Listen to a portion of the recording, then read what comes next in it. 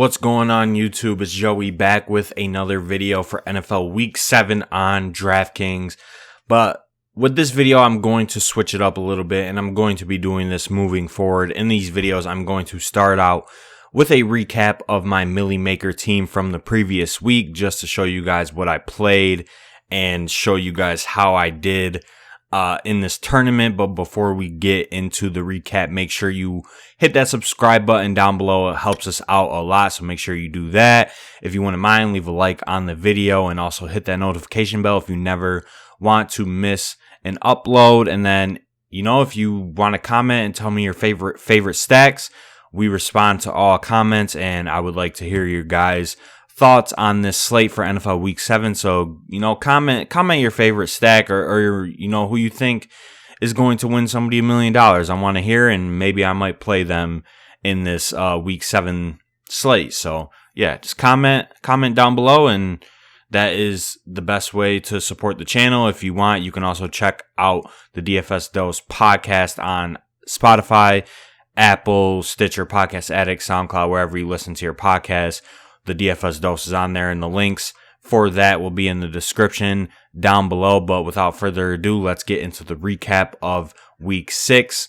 So as you guys can see, I decided to go with a Viking stack for Week 6. Kirk Cousins, Adam Thielen, Irv Smith Jr. I ran it back with Calvin Ridley, and then I played a secondary stack with James Robinson, Swift, Galladay, and Laviska, and then just a random defense, Bears defense for this week.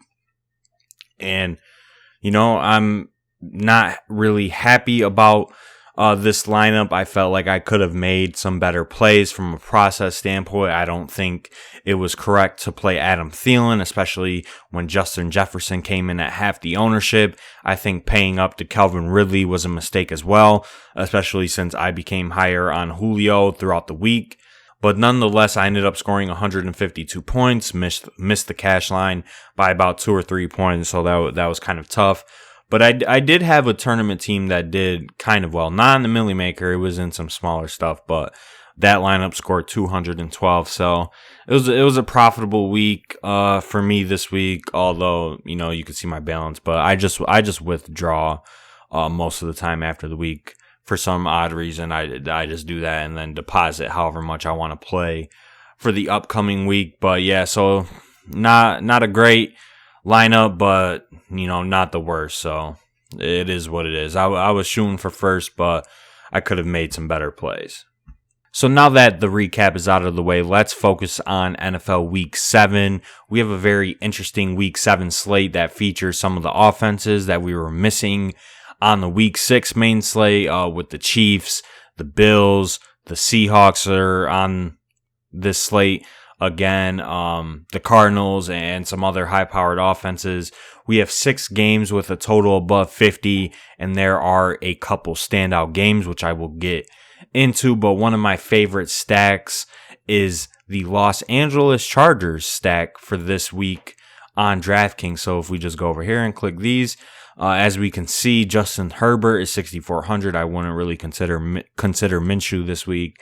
And then we have Justin Jackson at 4,900, or Joshua Kelly if that's your vibe. But Keenan Allen and Mike Williams are 2 standout plays at wide receiver, and Hunter Henry as well. So the Chargers offense has actually been really, really efficient under Justin Herbert, and he looks to be the best quarterback in LA, although they were trying to make Tyrod a thing, even though he's god-awful. So Justin Herbert has been a solid fantasy quarterback to start the season so far. I mean, he's put up back-to-back 20-plus point games and has a floor of 19. So I think at 6,400, he's clearly in play against a Jacksonville defense that is bottom 5 in nearly every category in terms of yards allowed to opposing quarterbacks, wide receivers, catches, etc., etc. So this is just a phenomenal spot for literally every Chargers skill position player. Keenan Allen at 6,200.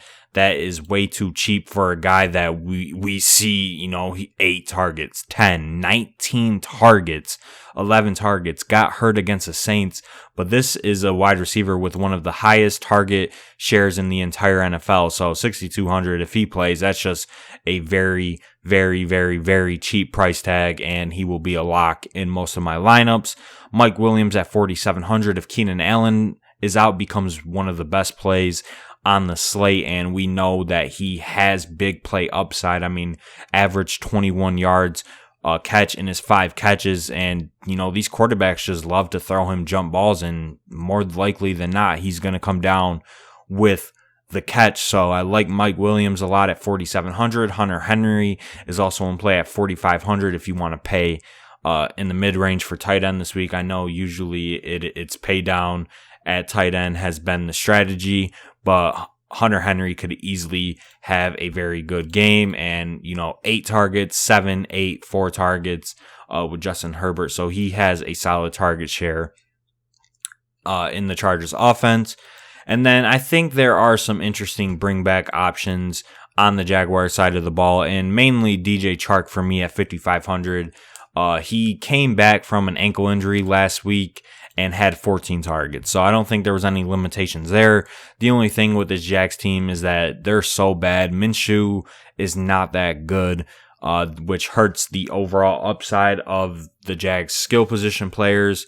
But DJ Chark at 5,500 is a very favorable price tag, and you can stack this game for relatively cheap. Like, I still have 5,600 remaining if I do, a Charger stack. So I love this game stack for this week, and it might be owned, it might not. I'm not too sure at this point, but that is one of my favorite stacks. Moving on to my next stack or game stack for this one that I like, and that is the Detroit and Atlanta game. Now, I mean, really nothing needs to be said about this game. It has a total of 57 points right now, which is the highest on the slate, and Matt Stafford and Matt Ryan are two good quarterbacks, and they do have upside in their respective offenses. Stafford 65, Matt Ryan 6,700, as you can see.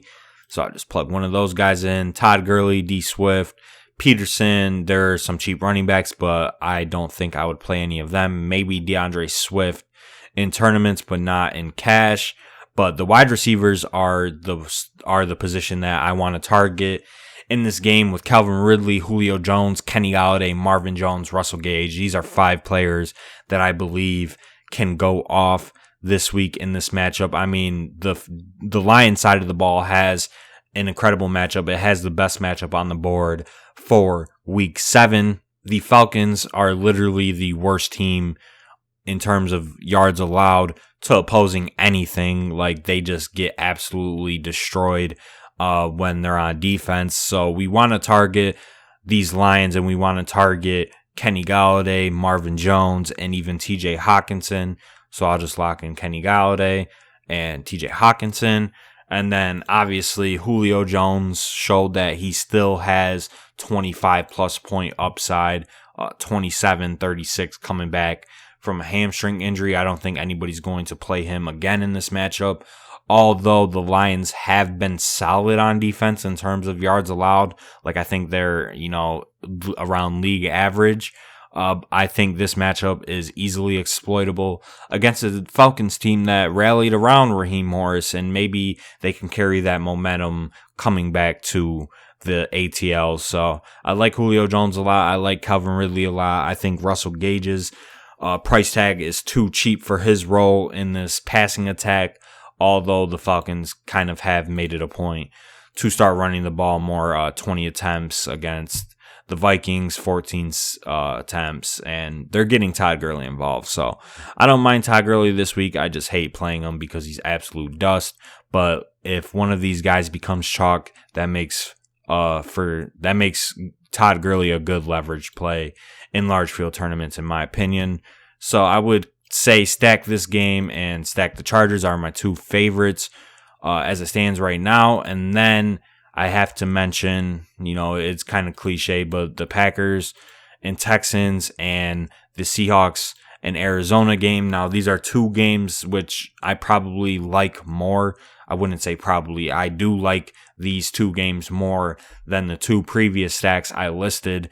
And I mean, what's not to love about these two games? There's four good offenses going up against, subpar defenses.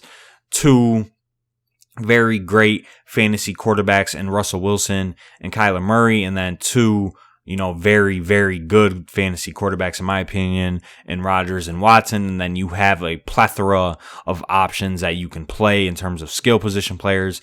Aaron Jones at 7,200 is probably my favorite running back play on the board this week, going up against the Houston defense that got absolutely pummeled by Derrick Henry, the big dog, and they are the worst run defense in the league. So Aaron Jones is in a phenomenal spot. Chris Carson is always in play. Kenyon Drake is at 4,800 because the prices came out before his blow-up game against the Cowboys. And then, just look at these wide receivers. You got Christian Kirk at 4,900, which is probably the best point per dollar play on the slate. You have Will Fuller at 6,800, who has probably been the most consistent wide receiver in this entire group right here, besides D-Hop. And then D-Hop, 8,200, phenomenal player. Can never go wrong with playing him. Same thing with Adams. Metcalf has been great. So you just want to target these two games, and that's what I'm going to be doing this week. I don't think there is a necessity to get off the board. While I do like some of these ancillary stacks like the Bills and the Saints and the Panthers and even the Cowboys, which I'm not going to highlight here, I think if you condense your ownership to these four games, you should have a very profitable week on DraftKings for week 7. But there is not much else that I have to say about these two games. I'm just going to play everybody from these games that I mentioned, and hopefully I can win $1 million. That is the goal. And that would be stupid lit if I could win. But hopefully you guys consider some of these players after I just talked about them. And, like I said, comment your favorite plays for this week. Comment your favorite stacks. If you're still watching the video, make sure you comment your favorite stacks. And, I hope that one of you guys that watches this video wins $1 million, because that would be pretty awesome as well. Even if I can't win, I hope it's somebody that watches our videos that wins it. So yeah, I think that's going to be it for this video. Shout out to all of you that have stuck around to watch the whole video. I appreciate it. Like I said in the intro, make sure you check out the podcast. New episode will come out on Thursday, and then Ben's video on the same feed will come out on Friday. Appreciate all of you guys. Shout out to you guys. And let's have a good week in tournaments.